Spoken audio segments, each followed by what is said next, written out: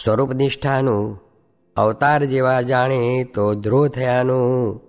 સ્વામિનારાયણ હરિ સંવત 1878 શ્રાવણ સુધી 14ને દિવસ સ્વામી શ્રી સહજાનંદજી મહારાજ શ્રી ગરડા મધ્યે દાદા ખાચરના દરબારમાં શ્રી વાસુદેવ નારાયણના મંદિર આગળ મશરૂના ચાકડા ઉપર વિરાજમાન હતા ને તે સમયે આનંદાનંદ સ્વામીએ પૂજા કરી હતી. તે રાતા કિનખાબનો સુરવાળ પહેર્યો હતો તથા રાતા કિનખાબની ડગરી પહેરી હતી તથા મસ્તક ઉપર સોનેરી ફરતા છેડાનો કસુંબી રેંટો બાંધ્યો હતો તથા કમરે જરકસી શેડું બાંધ્યું હતું તથા ગૂઢા આસમાની રંગનો રેંટો ખભા ઉપર નાખ્યો હતો અને હાથે રાખડીઓ બાંધી હતી અને પોતાના મુખારવિંદની આગળ મુનિ તથા દેશ દેશના હરિભક્તની સભા ભરાઈને બેઠી હતી. પછી મુક્તાનંદ સ્વામીએ કહ્યું જે કીર્તન બોલીએ. પછી શ્રીજી મહારાજે કહ્યું જે લ્યો પરમેશ્વરની વાર્તા કરીએ. પછી શ્રીજી મહારાજ બોલ્યા જે જ્ઞાન માર્ગ તો એવો સમજવો જે કોઈ રીતે ભગવાનના સ્વરૂપનો દ્રોહ થાય નહીં અને કોઈક કાળે ભગવાનના વચનનો લોભ થતો હોય તો તેની ચિંતા નહીં, પણ ભગવાનના સ્વરૂપનો દ્રોહ થવા દેવો નહીં. અને જો ભગવાનનું વચન કાંઈક લોપાયું હોય તો તે ભગવાનની પ્રાર્થના કરીને પણ છૂટકો થાય, પણ ભગવાનના સ્વરૂપનો દ્રોહ કર્યો હોય તો તેનો કોઈ રીતે છૂટકો થાય નહીં. માટે જે સમજવું હોય તેને ભગવાનના વચનમાં તો જેટલું પોતાની સામર્થ્ય પ્રમાણે રહેવાય તેટલું અવશ્ય રહેવું, પણ ભગવાનની મૂર્તિનું બળ અતિશય રાખવું જે સર્વોપરી ને સદા દિવ્ય સાકાર મૂર્તિ અને સર્વ અવતારનું અવતારી એવું જે ભગવાનનું સ્વરૂપ છે તે જ મને પ્રાપ્ત થયું છે. અને જે એમ જાણતો હોય અને તેથી જો કદાચિત સત્સંગથી બહાર નિસરી જવાનું તોય પણ તેને ભગવાનની મૂર્તિમાંથી હેત ટળતું નથી.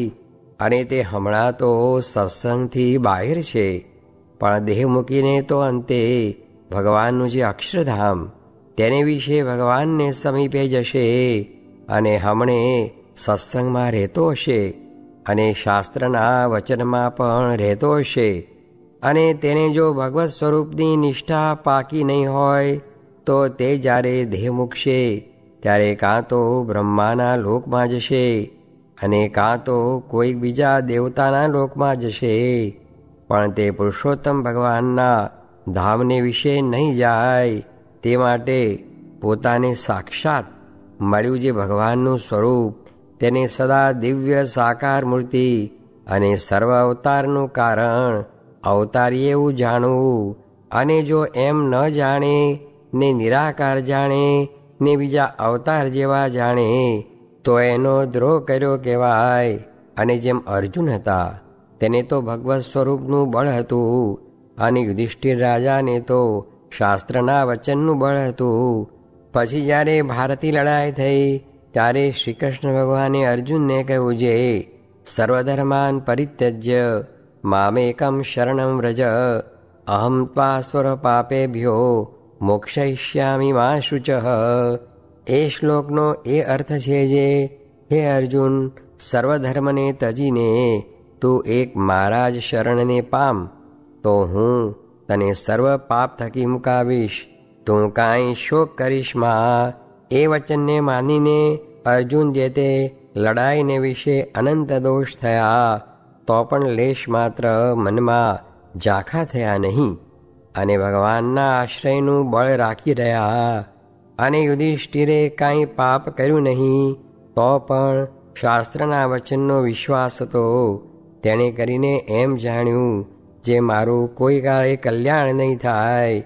પછી સર્વે ઋષિએ સમજાવ્યા તથા વ્યાસજીએ સમજાવ્યા તથા શ્રી કૃષ્ણ ભગવાને પોતે સમજાવ્યા તોય પણ શોક મૂક્યો નહીં.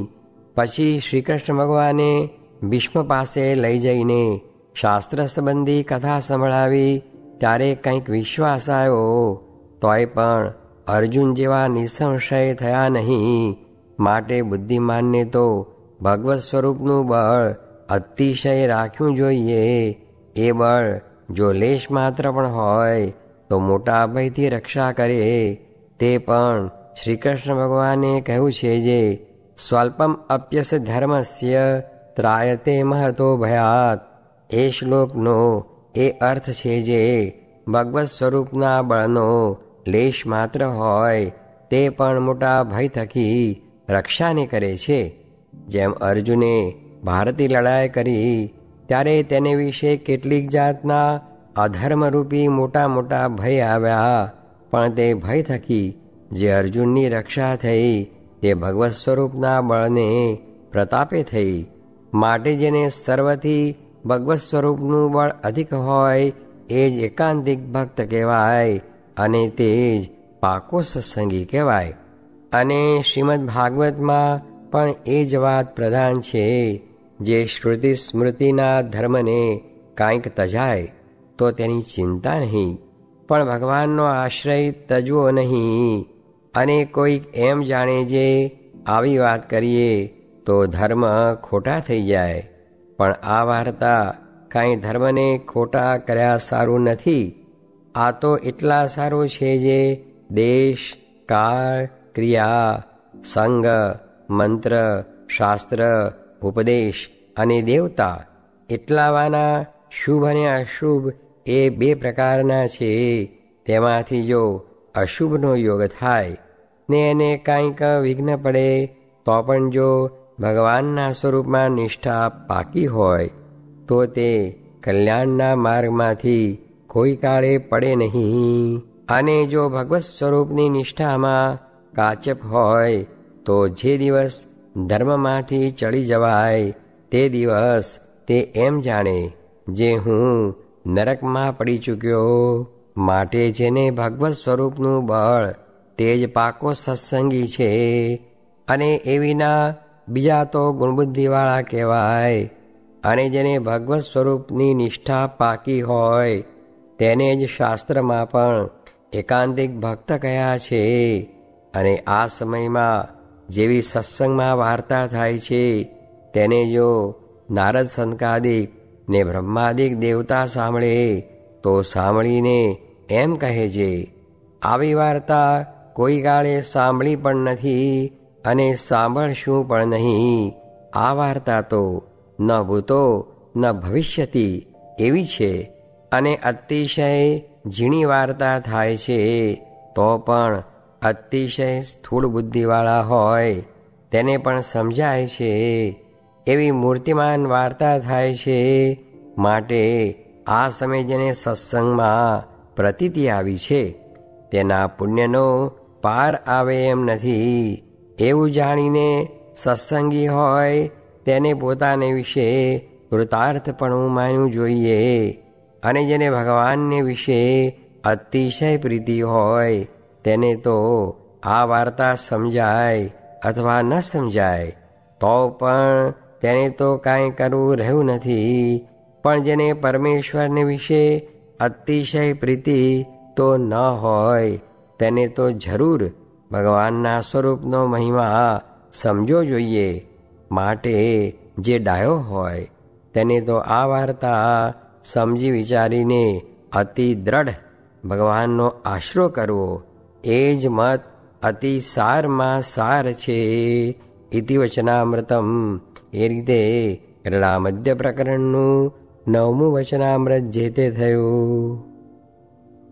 કોટી કલ્પે આ વાત હાથ આવી છે, પણ તે સત્સંગ રાજાને, નાતીલાને ને ઘરના માણસને નથી ગમતો, ને ઇન્દ્રિયો અંતઃકરણને પણ નથી ગમતો, ને એક જીવને જ ગમે છે. ને માયા તો પેટ કૂટે છે જે મારા હાથથી ગયો. સ્વામિનારાયણ સ્વામીએ વાત કરી છે, ભગવાન અને મોટા સાધુને આશ્રય કરીને તો વાદળ જેવા દુઃખ આવવાના હોય તે પણ ટળી જાય, ને સાધન કરીને તો કૂટી કૂટીને મરી જાય તો પણ ન ટળે. સ્વામિનારાયણ સ્વામીએ વાત કરી છે, આપણું કલ્યાણ તો પ્રત્યક્ષ ભગવાનને આશ્રય કરીને છે, ને શાસ્ત્ર પ્રમાણે વર્તવું એ તો બીજાના કલ્યાણને અર્થે છે. કેમ જે આપણો ગુણ આવે તેનું પણ કલ્યાણ થાય.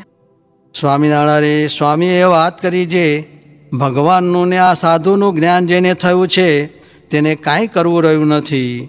તે તો અહીં છે તો પણ અક્ષરધામમાં જ બેઠો છે, માટે 5 માળા વધુ ઓછી ફરશે તેની ચિંતા નથી.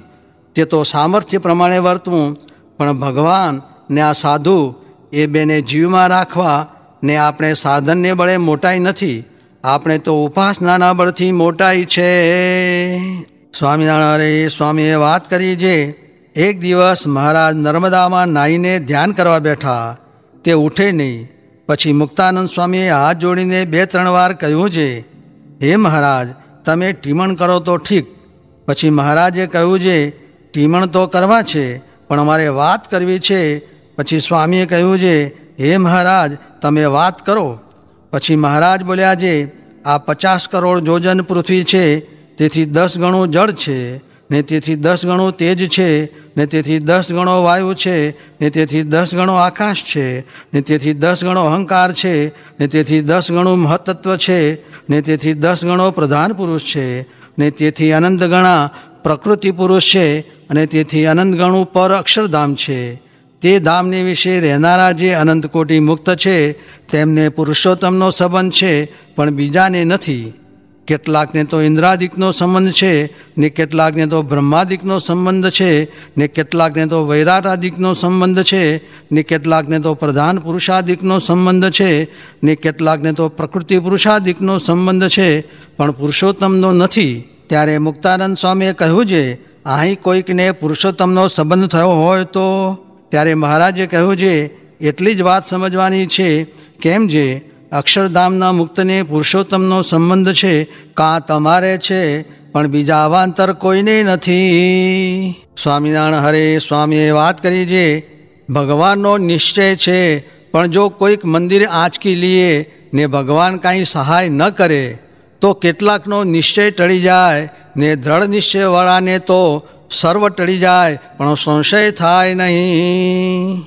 સ્વામિનારાયણ હરે સ્વામીએ વાત કરી છે, સત્સંગ કરતાં પ્રથમ વિવેક આવે, તેથી સત્ય અસત્ય સમજાય, ત્યાર પછી વિમોક આવે, તેથી સ્ત્રી આદિકની ઈચ્છા ટળી જાય, પછી ક્રિયા આવડે, કહેતા સત્સંગની રીત પ્રમાણે સર્વને મળતી ક્રિયા આવડે, ત્યાર પછી સર્વથી પર એવું પોતાનું સ્વરૂપ બ્રહ્મરૂપ મનાય, ત્યાર પછી ભગવાન વરે.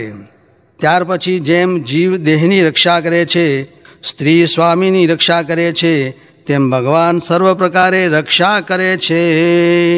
સ્વામિનારાયણ હરે સ્વામીએ વાત કરી છે, મહારાજ હતા તે દી જેવા છે તેવા ન ઓળખાણા, તથા રઘુવીરજી મહારાજ તથા મોટા મોટા સાધુ હતા તે દિવસે જેવા છે તેવા ઓળખાણા નહીં, પછવાડેથી વખાણ થાય છે. હાલ પણ જેમ છે તેમ સાધુ ઓળખાતા નથી. નારાયણ ભક્તે પૂછ્યું છે, ભગવાન જેમ છે તેમ કેમ ઓળખાતા નથી? ત્યારે સ્વામી બોલ્યા છે, જેમ છે તેમ ઓળખાવે તો સમાસ ન થાય, ઉલટો અસમાસ થાય.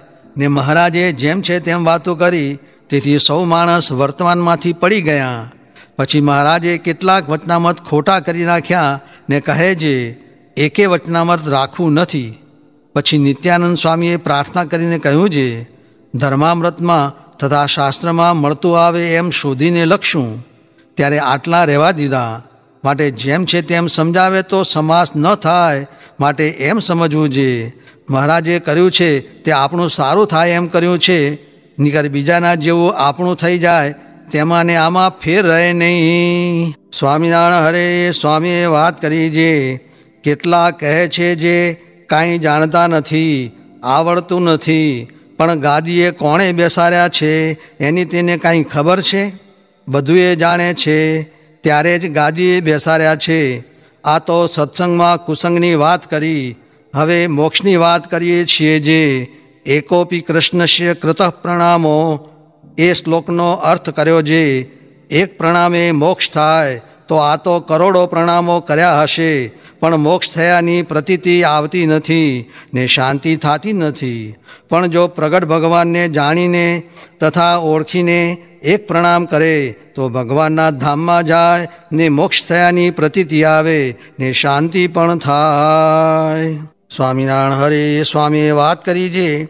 નાગડકામાં સ્વરૂપાનંદ સ્વામીએ મહારાજને પૂછ્યું છે, ગુરુ સાહેબ आज सत्संगी का कल्याण कैसा होता है? त्यारे महाराज कहे, जैसा कपिल देव का, जैसे दत्तात्रेय का, जैसा ऋषभदेव का ऐसा होता है. अहो तब तो बहुत बड़ा कल्याण होता है.